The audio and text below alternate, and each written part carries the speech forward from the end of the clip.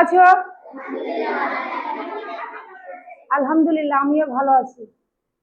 অনেকদিন থেকে তোমাদের ভিডিও দেওয়া হয়নি ক্লাসের। আজকে তোমাদের আমি জ্যামিতিক চিত্রের ধারণা সম্পর্কে তোমাদের শেখাবো। আজকে জ্যামিতি সম্পর্কে তোমাদের ভালোভাবে শিখবো। তোমরা চিত্রের সাহায্যে শেখো, দেখো এবং বোঝো। এখানে আমি লিখেছি জ্যামিতিক চিত্রের ধারণা।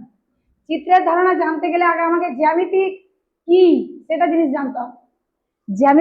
জ্যামিতি বলতে জ্যা কথার অর্থ হলো পৃথিবী, আর মিতি কথার অর্থ হলো পরিমাপ সংখ্যা। অতএব জ্যামিতি কথার অর্থ হলো এক ধরনের পরিমাপ সংখ্যা ধারণা। বুঝতে পেরেছো? তাহলে আমরা ধীরে ধীরে চিত্র অঙ্কন করব এবং তার মাধ্যমে আমরা মানে পর্যায় ওয়াইজ শিখব। প্রথমে আমি একটা ডট দিলাম।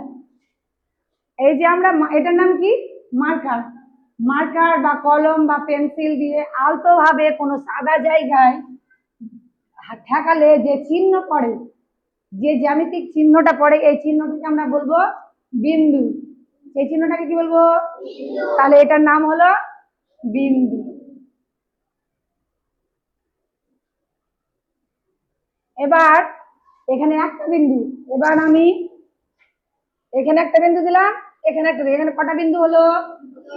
এই দুটো বিন্দু যুক্ত করলে কি হবে? একটি বিন্দু থেকে আরেকটি বিন্দু হবে কোনো এঁকে বেঁকে না গিয়ে সোজা গিয়ে যুক্ত হলে সেটাকে কি বলবো? সরল রেখা।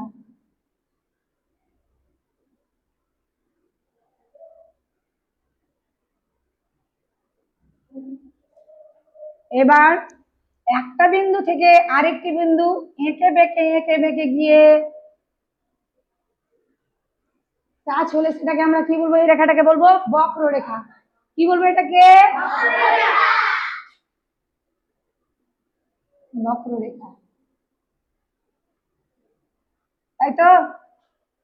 এবার আমরা একটি বিন্দু থেকে কটা সরলরেখা তৈরি করতে পারবো সেটা জানবো। এটা একটা বিন্দু, এইভাবে এইভাবে এইভাবে আমরা একটি বিন্দু থেকে অসংখ্য সরলরেখা তৈরি করতে পারবো। কতটি? অসংখ্য অসংখ্য সরলরেখা তৈরি করতে পারবো।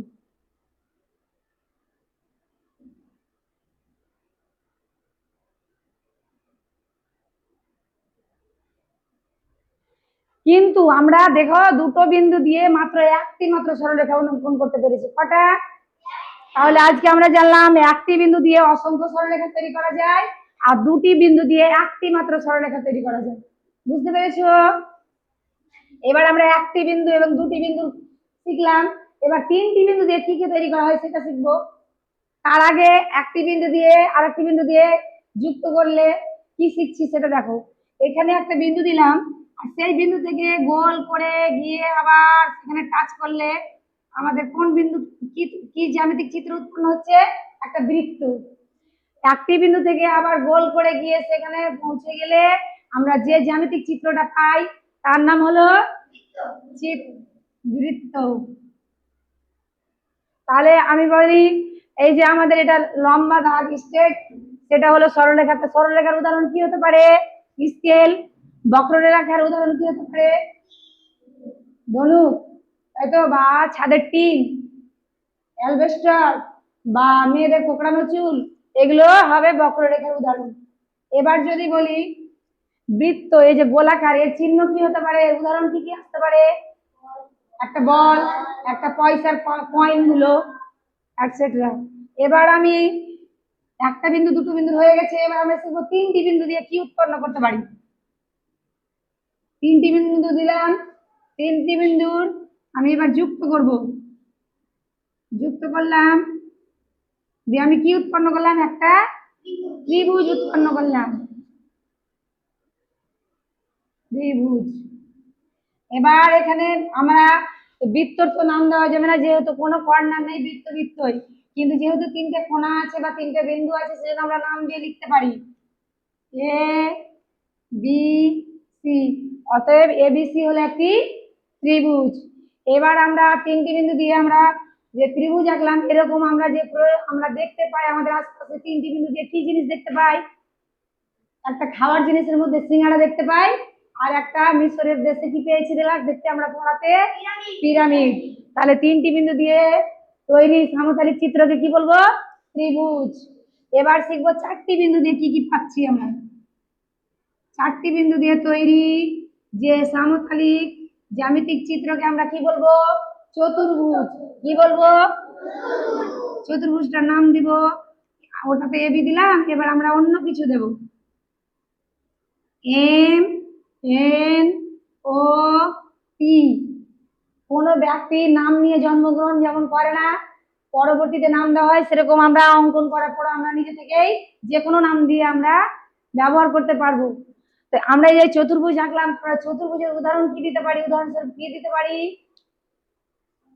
একটা টেবিল চারকোনা, একটা এই যে হোয়াইট বোর্ড বা ব্ল্যাক বোর্ড চারকোনা, এগুলো তো চতুর্ভুজের উদাহরণ, তাই তো?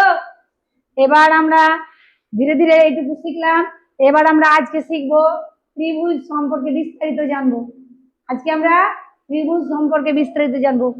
আমি বলেছি তিনটি বিন্দু দিয়ে তৈরি সমতলিক জ্যামিতিক চিত্রকে বলা হয় ত্রিভুজ। এবার ত্রিভুজে দেখো কটা বাহু আছে, কটা কোণ আছে? একটা বাহু, দুটো বাহু, তিনটে বাহু, তাহলে তিনটি বাহু আছে। আর এখানে দেখো একটি কোণ, দুটি কোণ, তিনটি কোণ আছে। তাহলে ত্রিভুজকে দুই ভাগে ভাগ করা হয়, একটা কোণ বেঁধে আর একটা হলো বাহু বেঁধে। তাহলে আমরা এখানে ত্রিভুজটাকে আঁকবো, দিয়ে আমরা বিস্তারিত জানবো, তাই তো? ত্রিভুজটাকে আঁকবো, দিয়ে বিস্তারিত জানবো। একটা বাহু বেঁধে, এদিকে থাকো তোমরা, দেখো এখানে এ বি সি একটা ত্রিভুজ নিয়েছি।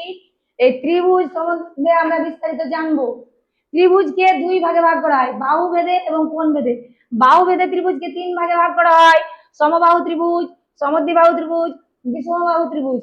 এবং কোণ বেঁধে আবারও ত্রিভুজকে তিন ভাগে ভাগ করা হয়, সমকোণী ত্রিভুজ, স্থূলকোণী ত্রিভুজ এবং সূক্ষ্মকোণী ত্রিভুজ।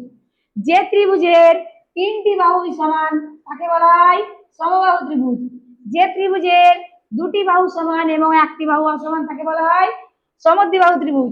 এবং যে ত্রিভুজের তিনটি বাহু অসমান তাকে বলা হয় বিষমবাহু ত্রিভুজ। এবং কোণ বেঁধে বা ত্রিভুজগুলো আমরা জানবো। যে সকল ত্রিভুজের একটি কোণ 90 ডিগ্রি তাকে বলা হয় সমকোণী ত্রিভুজ।